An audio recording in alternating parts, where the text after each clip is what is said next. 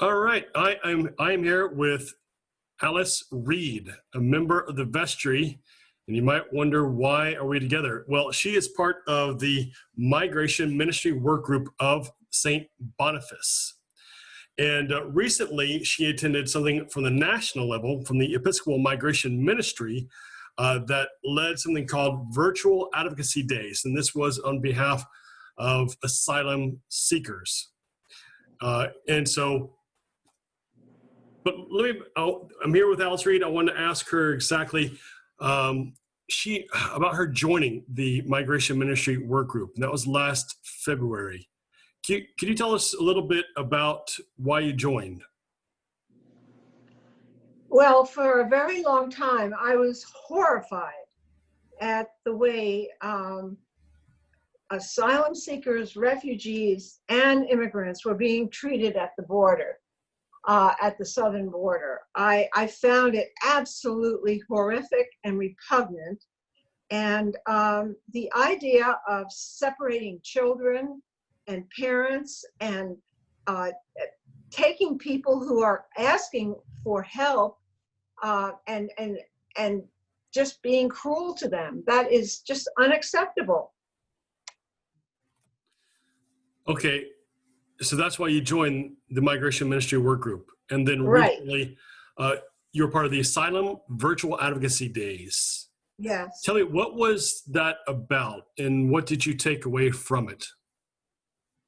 Well, it was a discussion and help in discerning what you wanted to talk to the various congressional people about.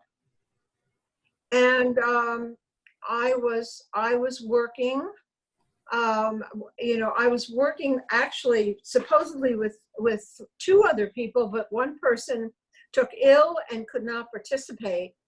So it was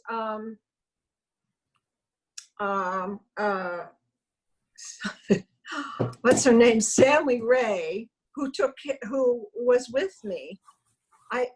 I'm not sure what her first name is. Oh, Sharon Stanley Ray. She went with me on these virtual visits, and she was wonderful to work with and extremely helpful. And I certainly couldn't have done it without her because I'm so new to this. So she coached you along, and who did you see exactly? Well, we went first to Vern Buchanan's office, and we spoke to a fellow named Christian Spencer. And actually, I was really quite pleased with how nice he was. I thought we were going to get a real pushback, but he was really a very, very nice person to speak with. And and Sharon led the discussion, of course, but she had, beforehand we had spoken, and there were certain things that she wanted me to speak about, and I did. And he was actually quite nice, very polite, and indicated that he would follow up on some of the things. Well, hopefully he will, maybe he won't. And then the next day, she and I and three other people, visited Marco Rubio's office and spoke with his assistant, a fellow named Thomas Boudry. And he was even more open, and actually he encouraged all of us to keep in touch and to keep them informed as to what we're doing and why, and all of that. So I was very pleased at the response that we got and how they greeted us. Yeah, and I think that voices count.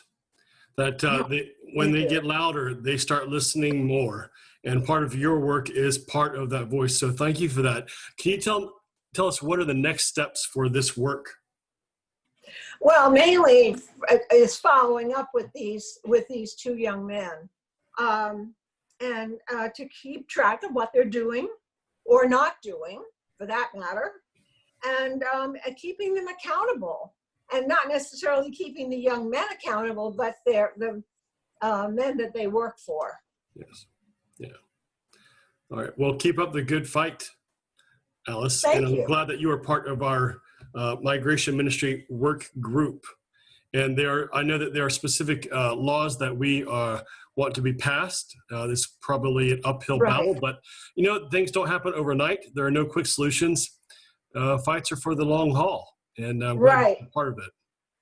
And we spoke to them specifically about HR 2662, the Asylum Protection Act, and then the HR 5210, Refugee Protection Act. And of course, they have Senate versions of these things too. But we did speak to them about that, and they know that we know what the numbers are there, and we're going to keep track of it. Right. Thank you for your work for justice, for allowing us to treat others with dignity. So God bless you in that. Kindness. And let's keep it on. Right. Thank you so much. Thank you very much, Jonathan, for all that you're doing.